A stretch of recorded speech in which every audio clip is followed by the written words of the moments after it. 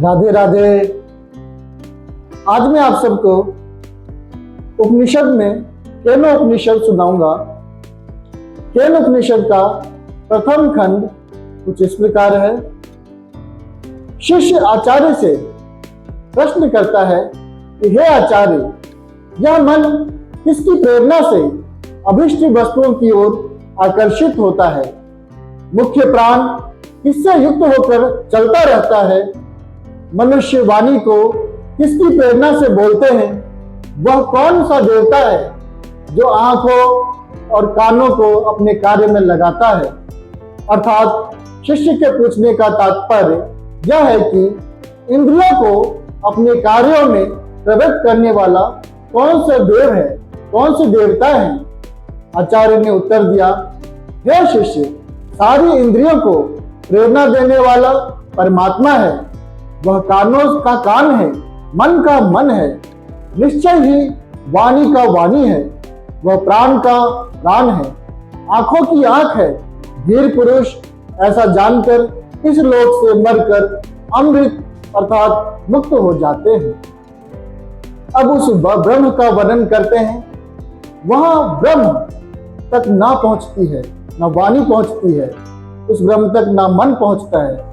अतः जिस प्रकार उसका इस ब्रह्म का उपदेश करना चाहिए वह ना हम जानते हैं ना ये समझते हैं। इस दिशा में किस प्रकार कोई उसका उपदेश करे, क्योंकि ब्रह्म जानने योग्य विषय से भिन्न है तथा अज्ञात से भी परे है। ऐसा हमने पूर्वजों से सुना है। जो ब्रह्म वाणी द्वारा प्रकाशित नहीं हो सकता, अपितु जिसकी शक्ति से वाणी बोलती है, उसी को तुम्हें ब्रह्म समझना चाहिए। तर्क के द्वारा जिसे सिद्ध किया जाता है अथवा जिसकी उपासना की जाती है वह ब्रह्म नहीं है, क्योंकि तर्क की शक्ति तो चक्षु बुद्धि तक सीमित है। जो वस्तु बुद्धि की समझ से भी परे है वहां तर्क क्या काम करेगा? वाणी प्रत्येक दृश्य और परिच्छिन्न वस्तुओं का वर्णन कर सकती है, परंतु ब्रह्म न परिच्छिन्न है न साकार है। फिर वाणी किसका निर्देशन करे? इसलिए वह ब्रह्म है, वही ब्रह्म है जिसने वाणी की रचना की है, किंतु वाणी उसे कह नहीं सकती। क्या मन से उसका मनन नहीं किया जा सकता? शिष्य ने प्रश्न किया। फिर उस उत्तर है आचार्य का, नहीं। जो ब्रह्म मन से मनन नहीं करता और ना जिसको मन से जाना जा सकता है, किंतु जिसकी शक्ति से मनन और संकल्प विकल्प करता है, तुम उसी को ब्रह्म समझो। जो समझते हैं कि मन की कल्पना से हमने उस ब्रह्म को पूर्ण जान लिया है, ज्ञान प्राप्त कर लिया है, तो वह ब्रह्म नहीं है। क्योंकि परिमित मन अपरिमित और अनंत गुणों वाले ब्रह्म का ज्ञान कैसे प्राप्त कर सकता है? यानी कि मन की एक लिमिटेशन है, लेकिन ब्रह्म अनंत है, कोई अंत ही नहीं है उसका। तो मन उसका वर्णन कैसे कर सकता है, उसका ज्ञान कैसे प्राप्त कर सकता है?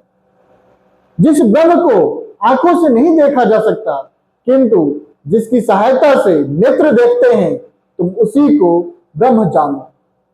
जिस साकार की उपासना की जाती है वह ब्रह्म नहीं है। तात्पर्य यह है कि ईश्वर निराकार, शरीर रहित, निरंद्रिय अर्थात इंद्रियों से परे है, इसलिए वह नेत्र से दिखाई नहीं देता, जो कानों से सुनाई नहीं देता, किंतु जिसकी शक्ति से कान सुनते हैं, अर्थात जिसने कानों को सुनने की शक्ति दी है, उसी को तुम ब्रह्म जानो, समझो। शब्द मात्र से जिसकी उपासना की जाती है वह ब्रह्म नहीं है। जो ब्रह्म श्वास लेकर नहीं जीता, किंतु जिसकी शक्ति से श्वास आता है जाता है, तुम उसी को ब्रह्म समझो। प्राणोपासक जिसको ब्रह्म समझते हैं वह ब्रह्म नहीं है।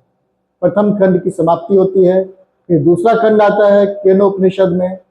दूसरे खंड में आचार्य शिष्य से कहते हैं, हे शिष्य, यदि तुम ऐसा मानते हो कि मैं ब्रह्म को अच्छी तरह जानता हूं, तो निश्चय ही तुम ब्रह्म का अल्प स्वरूप ही जानते हो, और जो रूप विद्वान जनों और देवताओं को भी विदित है वह भी अल्प स्वरूप ही है।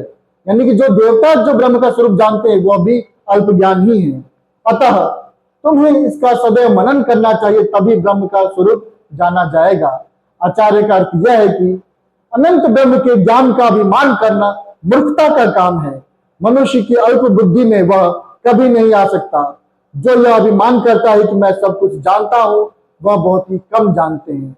इसलिए ब्रह्म का स्वरूप जानने की इच्छा रखने वाले मनुष्य को सदैव श्रद्धा पूर्वक उसी की मीमांसा करनी चाहिए, मनन करना चाहिए, अभिमान नहीं करना चाहिए। आचार्य के कथन को सुनकर शिष्य ने कहा, हे आचार्य, मैं यह नहीं मानता, मैं ब्रह्म के स्वरूप को भली प्रकार जानता हूं, और ना मैं यह मानता हूं और कि मैं जानता हूं, किंतु जानना चाहता हूं। हम जो भी है उसको जानना चाहते हैं, यही समझता है। मैं उसको यद्यपि नहीं जानता तथापि जानना चाहता हूं। आचार्य शिष्य का कथन इस प्रकार है कि मैं नहीं जानता लेकिन मैं जानना चाहता हूं। फिर आगे आता है प्रखंड में, जो मनुष्य समझता है कि मैं ब्रह्म को नहीं जानता, वह उसको जानता है। जो मनुष्य यह समझता है कि मैं जानता हूं, वह वस्तुतः उसे नहीं जानता। ज्ञानों से वह अज्ञात है और ना जानने वाले उसे जानते हैं। अर्थात जो मनुष्य श्रवण मनन निधिध्यासन द्वारा उसके साक्षात दर्शन की चेष्टा करते हैं, वे ही उसे जान पाते हैं। ज्ञान का अभिमान करने वाले उसे कभी नहीं जान सकते। प्रतिबोध अर्थात बार बार जानने और मनन करने से वह ब्रह्म जाना जाता है, और ऐसा मनुष्य अमृत अर्थात मोक्ष को प्राप्त कर लेता है। मनुष्य अपनी आत्मा से बल प्राप्त करता है, वह ब्रह्म विद्या से ब्रह्म को प्राप्त करता है। यदि इसी जन्म में ब्रह्म को जान लिया तो सत्य अर्थात जीवन सफल हो गया। यदि ना जाना तो बड़ी हानि हुई है, क्योंकि क्या पता फिर यह जन्म मिले या ना मिले। धीर पुरुष संसार के प्रत्येक कण में प्रभु की सत्ता को देखकर इस लोक से मरने के अनंतर अक्षय सुख अमृत को प्राप्त होते हैं। द्वितीय खंड की समाप्ति होती है। अब आता है तृतीय खंड केनोपनिषद। तृतीय खंड में आता है, कहते हैं निश्चय ही ब्रह्म न देवताओं के लिए विजय प्राप्त की है, उस ब्रह्म की विजय में देवता महिमा युक्त हुए हैं, अर्थात देवताओं को गौरव प्राप्त हुआ है। उन देवों ने यह विचार किया विजय हमारी है तथा यह विजय केवल हमारी महिमा से प्राप्त हुई है।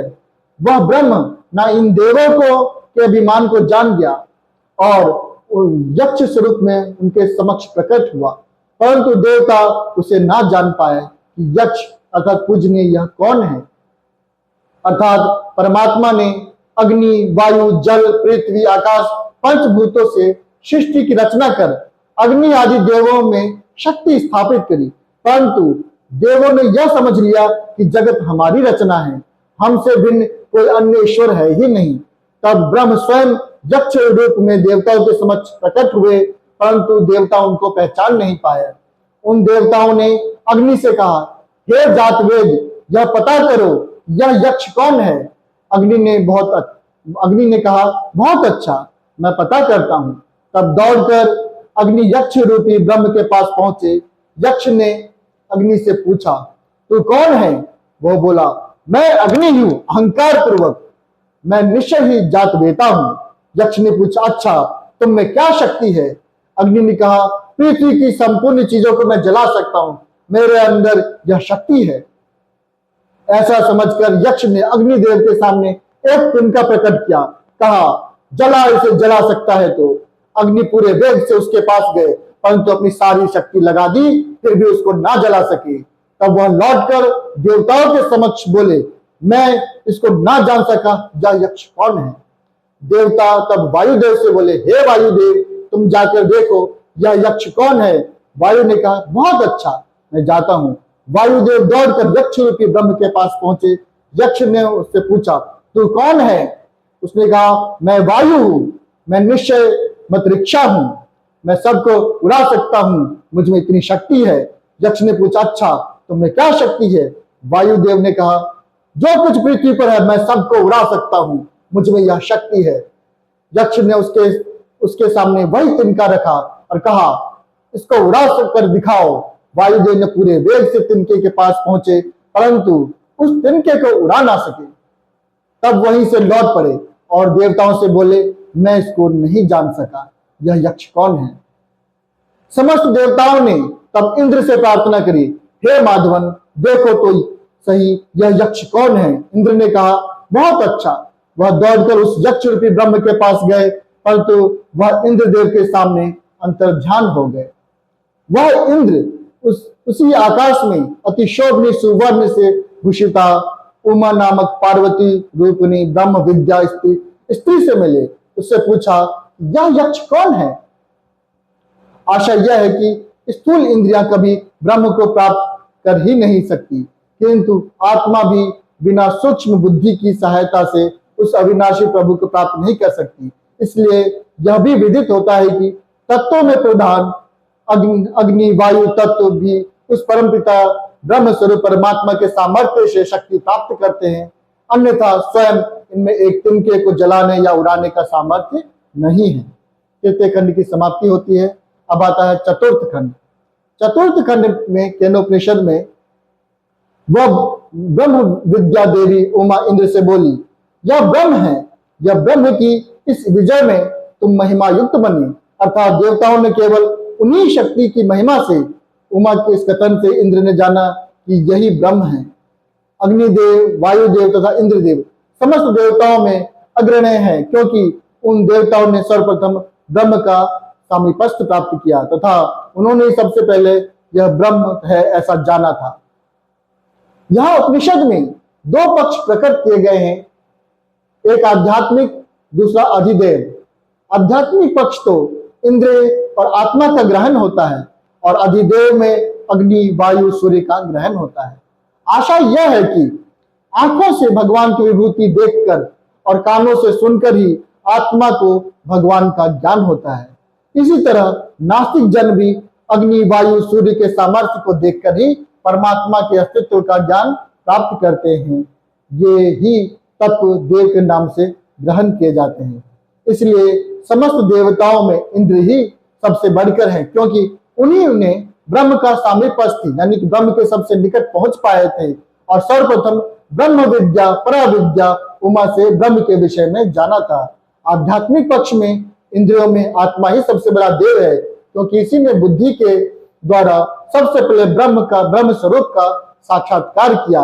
अधिदेव पक्ष में सूर्य ही भौतिक देवों में बड़ा देव है, क्योंकि मनुष्य की सारी बुद्धि उसको ना जानकर अंत में यह विचार करती है, इसका रचयिता अवश्य कोई अनंत शक्तिमय प्रभु है। देवों में ब्रह्म का चिन्ह है, ऐसा ही चमकता है जैसे बिजली का चमकना और आंखों का झपकना। अर्थात जैसे बिजली या आंख बहुत कम समय के लिए चमकती है और झपकती है, उसी प्रकार इंद्रियां भी ब्रह्म का साक्षात्कार बहुत कम कर सकती है। ब्रह्म का ज्ञान तो केवल सूक्ष्म बुद्धि द्वारा ही प्राप्त हो सकता है। यही अधिदेव पक्ष है। अध्यात्म पक्ष में यह मन से जो चलता हुआ कहा जाता है वही ब्रह्म है। इसलिए मन से बार बार लगातार ब्रह्म का स्मरण करना चाहिए, उसकी संकल्प करना चाहिए। निश्चय ही ब्रह्म भजनीय है, इसलिए सेवनीय ब्रह्म की उपासना करनी चाहिए। जो मनुष्य ब्रह्म को इस प्रकार जानकर उसकी आराधना करता है, उसको सभी प्राणी चाहते हैं और प्यार करते हैं। आचार्य कहते हैं, हे शिष्य, तुमने जो उपनिषद पूछी थी सो हमने उपनिषद कह दी। अब तुम यह ब्रह्म संबंधी उपनिषद का व्याख्यान करोगे। उपनिषद का अर्थ है जिससे ब्रह्म की समीपता प्राप्त हो, उसे उपनिषद कहते हैं। ब्रह्म की समीपता प्राप्त करने के लिए सहनशीलता, तप, दम, इंद्रियों का संयम, मन का वशीकरण, वैदिक कर्मानुष्ठान यही प्रतिष्ठा है। वेद उसके सारे अंग है, सत्य उसका स्थान है। जो मनुष्य निश्चय पूर्वक इस ब्रह्म विद्या को इस प्रकार जानता है, वह पाप को दूर करके चिरकाल तक स्वर्ग में प्रतिष्ठित होता है और अर्थात चिरकाल तक ब्रह्म आनंद का उपभोग करता है। यही सर्वश्रेष्ठ स्वर्ग लोक है। राधे राधे।